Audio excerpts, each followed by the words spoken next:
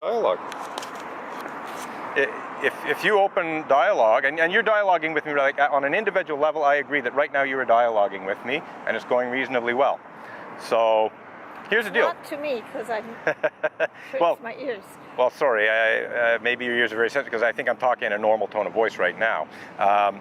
Maybe your ears are extra sensitive. But what I'm getting at is right now you and I are engaging in dialogue, right? And it's fairly reasonable dialogue, like nobody's going out of their way to insult anyone or anything. Thank you for that, because I know you could use words. Oh, no, but the whole point, this all arises out of extremely insulting words being directed at me by Reverend Ray Drennan, Frank Green, yeah, I heard and it. other... I heard it, and right, that happened. Right, and it was never responsibly dealt with. Okay, I was kicked out of the church for complaining about it. Yeah. Well...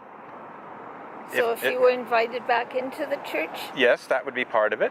Although, to be honest, I'm not sure I'd want to actually stick around too long. But just on a symbolic level, if the church acknowledged all of, the church, the second principle of Unitarian Universal. Well, now let's go to the first principle, the inherent worth and dignity of every person. So far, this church has not only not acknowledged my inherent worth and dignity, but has gone to extreme lengths to insult me and okay, and I'm so a member on. of this church, and I'm doing it, so don't put me down. No, but I'm talking about the church as a whole. Yeah. Has done this and allowed this. So the church as a whole is individuals. No. The church is an institution. Well, I'm glad to hear that. And I will talk I'm glad to to hear that. And we meet today. Right. And we will talk about it. Right. We don't think this is justice. Oh, it is. This is very... Unitarian clergy abuse sucks. Okay, the sucks word's a little bit problematic, but Unitarian Universalism has a serious clergy abuse problem, and I'm not talking about just clergy sex abuse. Told me all this. Well, I'm talking about locally too. Reverend Ray Drennan's attack on me was verbal and psychological abuse. He's not here. Yes, but you never resolved the problem. You never. So that injustice still exists. A lot of problems, like right, but that's just because he goes doesn't mean it suddenly magically disappears. Every Reverend Diane, Reverend Diane Rowland. Every day of my life. Right. I am trying to make peace. Well, this is the first time you've been out here. I've been here for 20 years, as you said. When was the last time you came out and spoke with me? Well, frankly, I agree with Diane. You're frightening. I'm frightening? In what way am I frightening? I think you know. In what way am I frightening? Look, right now... Am I as frightening as a Unitarian Universalist minister who rapes teenage Tibetan refugees? I'm going to talk to my people. No one has been raped here. I'm not here, but I'm talking about Unitarian Universalist clergy abuse more generally. And actually, you're not in a position to say nobody's been raped here. You don't know with absolute certainty that nobody's raped here. What you can say is nobody's reported being raped here. I'm not saying there is rape, but you're not in a position to say nobody's been raped here. I have seen people doing so many good things here. Right. That I'm doing a good thing. I'm doing a good thing right now, as far as I'm concerned. Well, you're putting down something that happened a long time ago. No. Things are happening right now. Things are happening right now. Things happen. This is your problem is you think it's in the past. It's not in the past. Right now. I hear you too much right now. I'm sorry. Right. Well, your ears are very sensitive. I will come and talk again. Okay. Well, thank you for talking. That's what Unitarian Universalists are supposed to do. And I'll tell you what we talked about in our committee. Right. Well, you can probably find my email address easily enough. It's on the Emerson Avenger blog. What's your name? Robin Edgar. You don't know my name? Robin Edgars. Yes, I do know. Well, you know now. Patricia Spenceley. Nice talking to you, Patricia. Actually, my son talked to you a while too. He was also respectful. That's quite possible. But anyway, there's serious problems locally, and there's even bigger problems in the larger community. Once the church starts resolving them, we'll be on better grounds. You're supposed to practice justice, equity, and compassion in human relations.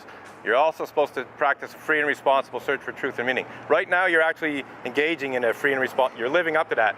But for years, everyone's been burying their head in the sand here. How many people walk by this protest and have not once asked a single question about it? Okay. You're the first to do so in a long time. So thank you very much. And please do discuss the issues and look at my blog, look at my tweets, look at my YouTube videos, and figure things out. Thank you very much.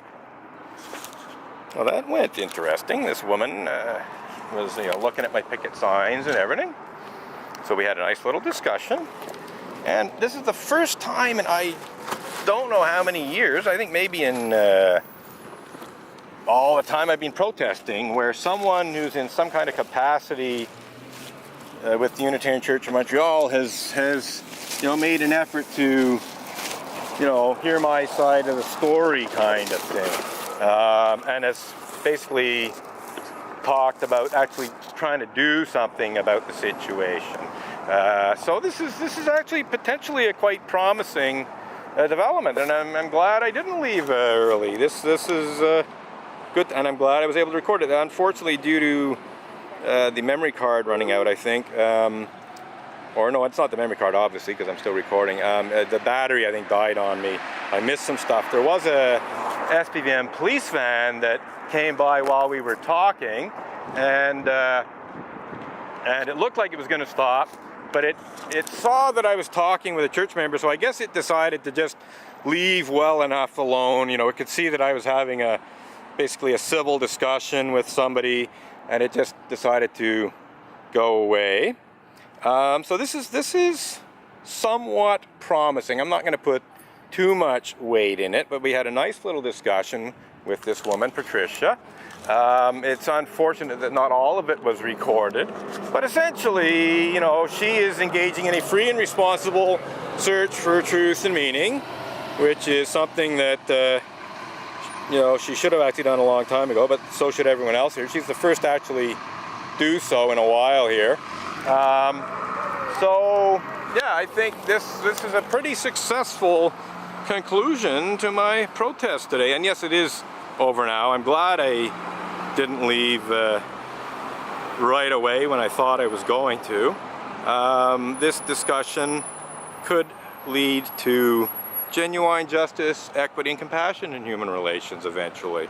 And certainly could potentially lead to a free and responsible search for truth and meaning. This woman, Patricia, says she's on the church's justice committee, so who knows, maybe they'll finally get around to practicing justice, equity, and compassion in human relations with not only yours truly, but various other people who have been basically abused, either verbally or psychologically or sexually, by Unitarian Universalist ministers.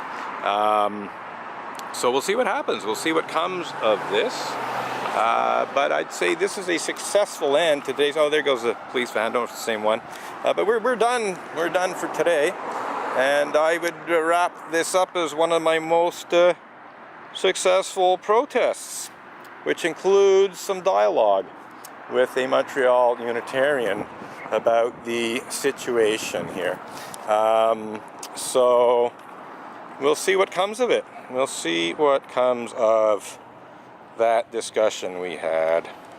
And of course, all of this will be up on YouTube soon enough.